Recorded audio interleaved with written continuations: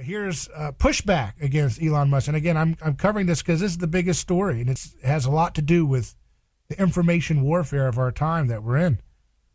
Posted just a few hours ago at MSN.com. Elon Musk accused of going back to his apartheid roots after losing Twitter CEO vote proposing poll tax. Yesterday, Elon Musk, it's almost like these stories are ready to go, aren't they? Cookie cutter, aren't they? It makes you wonder what signal groups or, whatever private text or email groups that these journalists are all hanging out with, all these haters of people that want free speech. My goodness, it's so smooth.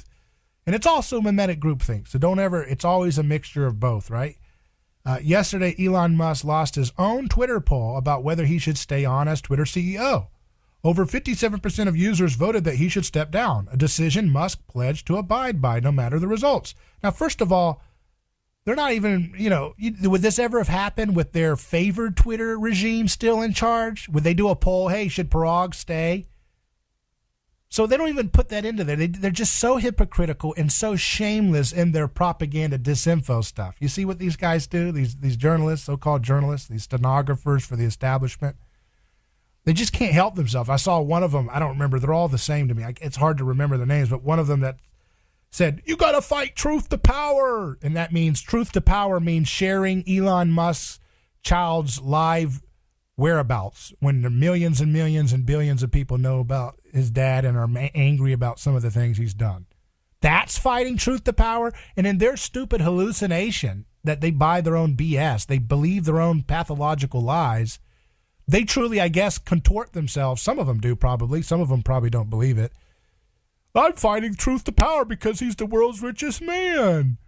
But they don't remind themselves that, like, all the other richest men in the world are all on their politics. It's so stupid. How dumb do you have to be to buy into this BS? But that's the level of idiocy and hypocrisy that the establishment narrative is running on. You have to be that contorted in stupidity and ignorance and arrogance to contort your mind and mouth into that level of stupidity.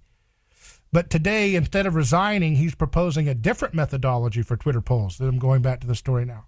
One that's been accused of having racist and apartheid ties.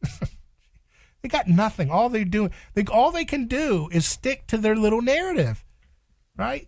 If you're a villain, you have to have one of these labels attached to you. They can't just say, because they know what are they selling? What is this? What does MSN tell you? Keep going along with a war in Ukraine that's killing innocent Ukrainians and everybody. That's harassing and harming people who go to a church that don't agree with their national politics.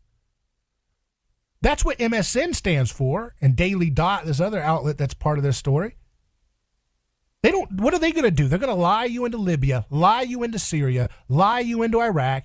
When that was going on, that's what they did. Remember MSNBC telling you to go to Iraq war all the time? Remember those days if you were around on the TV times and looking at that? Remember that?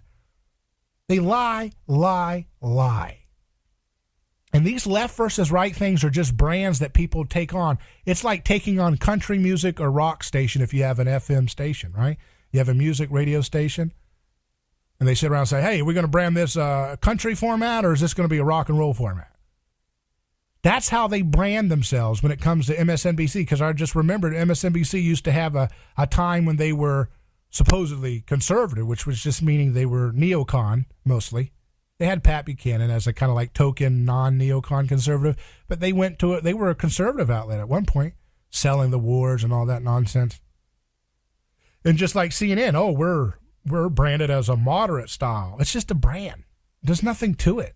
It's just performance art. It's performative propaganda. Now that brand's not doing well on ratings. Let's switch to, we're now centrist, they went centrist at first, then they went, they were always leftist, right? Because if you're centrist, you're still fully in the neoliberal, whatever, leftist framework of presumptions of our culture. But then they go conservative, neocon, drive that. The ratings don't do so well after a while. They go back to we're generic, neutral, not true, liberal. Then they go to we're going to be far left during the age of Trump. That ran their audience into the ground. Now they're saying, well, no, we're centrist. But it's still lies and war propaganda, big pharma propaganda. All that stuff stays the same. You see how this works, folks? You're just tailoring a different brand. It went from rock to top 40 pop format. You see, that's all it is, folks. I want you to understand this. And the same thing for Fox, and the same thing for these other outlets.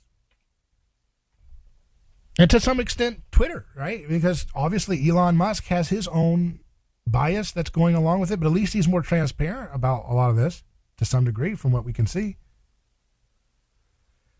But let's go on to this story. Musk has not officially addressed his loss, but responded to a suggestion that only Twitter Blue users should be allowed to vote in polls.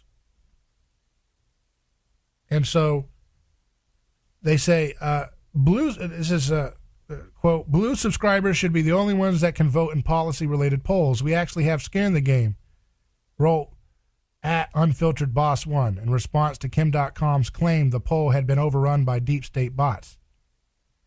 Good point. Twitter will make that change, Musk wrote, agreeing that only those who fork over $8 a month to use Twitter Blue should have a say in the site. And although Twitter is a private entity and not a national government, and used to be very much an arm of the national government, did, but you wouldn't want to write that, would you? Because you're a stenographer of the establishment, Mr. MSN.com. A number of users called it a poll tax, which leaders have long used to prevent people of color from participating in elections, diminishing their voting power. It didn't help that Musk is from South Africa, which has a long history. You see how pathetic this stuff is? This is so laughable. I don't read these stories before I go on live with you. I want you to understand that. That's part of the fun of this show. It's not manufactured, you know. It's live, and I'm going with it as I read the story, folks. And this is so hilarious, isn't it? This illustrates everything I've been telling you, everything I've been showing you.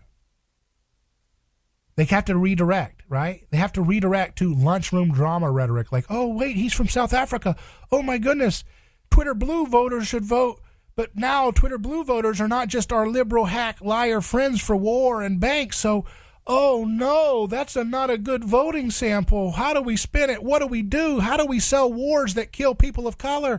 I don't know. Think about it. He's a rich man. Well, that doesn't work right now. He's from South Africa. And to pay $8 a month is like a poll tax. There we go. That's it. That's it. How genius are we? We're defenders of the truth. We're going against power. How pathetic, right? How stupid do you have to be to believe in this stuff? Folks, I know I'm a little bit salty on this one, but I mean, I try my best most of the time, right, to be positive and above the fray. But every now and then, you got to just let it out, right? Because this is so ridiculous. And we should be outraged by this level of stupid insanity that's going for a so-called free press. They are nothing related to a free press, ladies and gentlemen. They are freely pressing their heads against the wall, wondering how in the blue heck they're going to keep selling their disgusting, idiotic lies.